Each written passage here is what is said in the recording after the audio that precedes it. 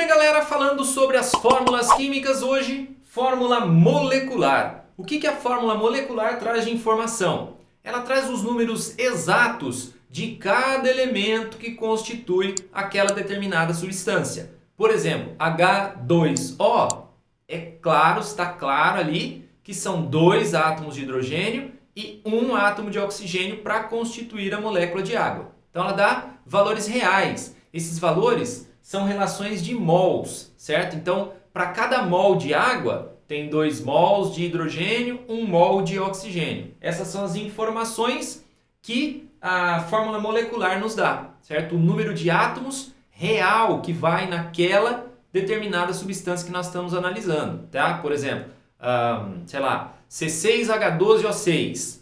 São 6 átomos de carbono, 12 de hidrogênio, 6 de oxigênio para constituir essa molécula que pode ser a glicose, por exemplo, C6H12O6. Tudo bem?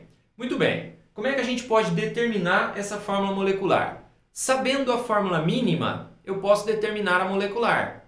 Então, sabendo a percentual também, né, professor? Sim, sabendo a percentual também posso chegar na molecular. Porque da percentual eu chego na mínima, da mínima eu chego na molecular. Tá bom? Primeira coisa que a gente faz é determinar a massa da fórmula mínima daquele composto. Sabendo a massa da fórmula mínima, a gente vai fazer tipo uma equaçãozinha. A massa mínima vezes um fator tem que dar a massa molecular. Esse fator vai indicar quantas vezes a massa da molécula é maior do que a massa da mínima. Dessa forma, eu vou descobrir quantas vezes a molécula é maior do que a mínima. Então, eu vou fazer a fórmula mínima vezes o fator x que eu achei, vai me dar a fórmula molecular. Porque quantas vezes mais a molécula for pesada em relação à mínima, tantas vezes mais a molécula é maior do que a mínima, certo? Você vai entender no exemplo, olha só. Um composto tem fórmula mínima CH2. Sabendo que a massa molecular do composto é 42U, qual seria a sua fórmula molecular? Muito bem, utilizando dados aqui de massa atômica do carbono e do hidrogênio, a gente pode fazer a determinação da massa da fórmula mínima. A fórmula mínima que ele deu para a gente é o CH2. Então a gente vai calcular o carbono, 12 vezes 1, e o hidrogênio, 1U vezes 2. Então a gente teria 2U. Ao todo, então, 14U é a massa da nossa fórmula mínima. Então, 14U é a massa da mínima. Então, o segundo passo é fazer o quê? Essa massa mínima vezes um fator tem que dar a massa molecular. A massa mínima que a gente tem é 14. Vezes esse fator x tem que dar a massa da molécula que ele deu no texto, que é 42. Se a gente fizer ali, vai ficar 42 dividido por 14, né? Então, x é igual a 3. Ou seja, a massa da molécula é 3 vezes maior do que a massa da mínima. Assim, a molécula é 3 vezes maior do que a mínima. Então, a gente pode já determinar aqui, ó, pela terceira, né? Pelo terceiro passinho, fórmula mínima vezes o fator x tem que dar a fórmula molecular. Então, a gente teria lá, ó, a fórmula mínima CH2 aumentada 3 vezes vai dar a nossa fórmula molecular. Então, tá aqui C3H6, ó.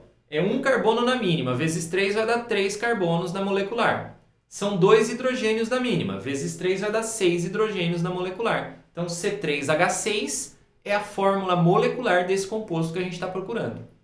Muito bom! Agora a gente finalizou aí a parte teórica, é hora da gente praticar. Não saia do vídeo, a gente não pode fugir de exercício, agora que é a hora que a gente vai ver se você entendeu, tá bom? Se você quiser mais listas de exercícios, teorias para você acompanhar a aula, aqui embaixo o site do Professor Marques, é só clicar no link e conhecer todo o nosso trabalho, combinado? Bora lá pro exercício!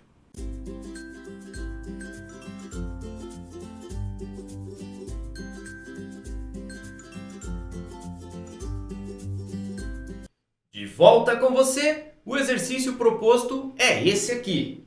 Ele fala que a combustão completa de 1 litro de um hidrocarboneto gasoso gera 4 litros de dióxido de carbono medidos na mesma temperatura e pressão. O que seria um hidrocarboneto? Você vai estudar isso na química orgânica, tá bom? Mas olha só, hidrocarboneto é composto que só tem carbono e hidrogênio, beleza? Muito bem, então 1 litro do hidrocarboneto dá 4 litros de dióxido de carbono, CO2, certo? O que mais que ele dá de informação? Ele diz que a proporção em massa da substância com os átomos de hidrogênio é de 7:1 e que é a fórmula molecular do composto. Esse exercício eu escolhi porque nele você vai perceber que tem que usar muito a cabeça. Esse negócio quadradinho, faça isso, faça isso, faça isso, às vezes funciona, mas em muitos exercícios você vai ter que raciocinar bastante para resolver. Muito bem, então vamos lá por partes, tá? Olha só, ele disse que é um hidrocarboneto, então tem um certo número de carbonos e um certo número de hidrogênios. CXHY eu estou representando ali, tá certo? Esse CXHY, ao ser queimado, gerou dióxido de carbono, CO2, e gera água também, tá? É que não está envolvido no exercício, mas gera água. Ele disse que 1 litro do CXHY dá 4 litros de CO2.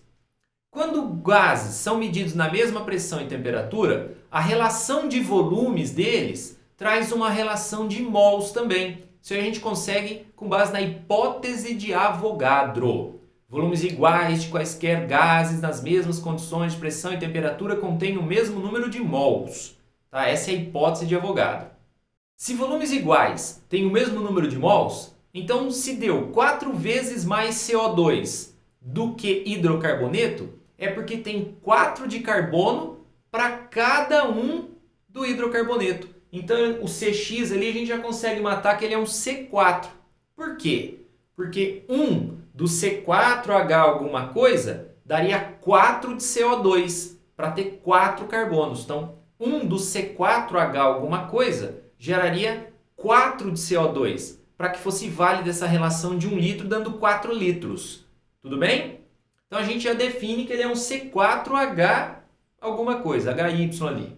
Bom, como é que eu vou fazer para achar esse H agora? Então vamos lá. A gente sabe, pela lei de Lavoisier, que a soma das massas dos reagentes é igual à do produto. Então, a massa de carbono mais a massa de hidrogênio tem que dar a massa do CXHY, certo? O quanto de massa de carbono mais hidrogênio que eu tiver tem que dar a massa de CXHY.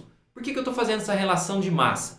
Porque no texto ele me diz que a relação entre a massa da substância, do hidrocarboneto, e a massa do hidrogênio é de 7:1.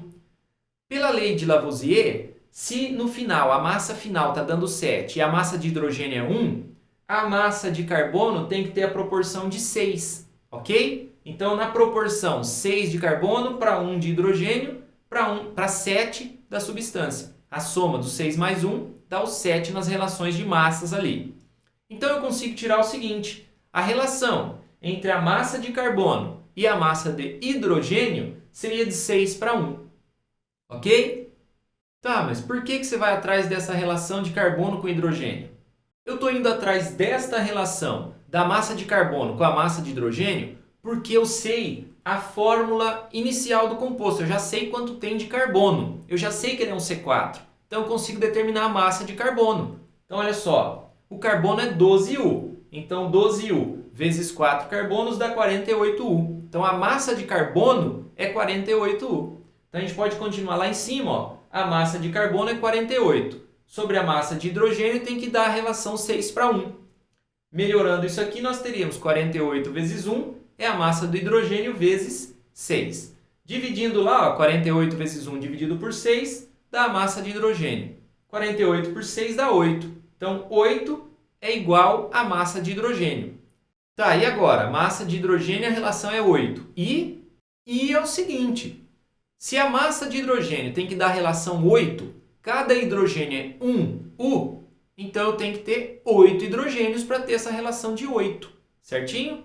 Então seria um H8 ali, ó, C4H8. Essa é a fórmula molecular do nosso composto e a resposta é C.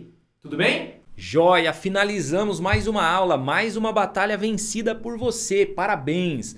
É isso aí, espero que você tenha gostado, que tenha entendido e que compartilhe aí com seus amigos aí na sua escola, nos locais onde você estuda, seja no seu curso, onde for, compartilhe esse projeto com seus amigos, combinado?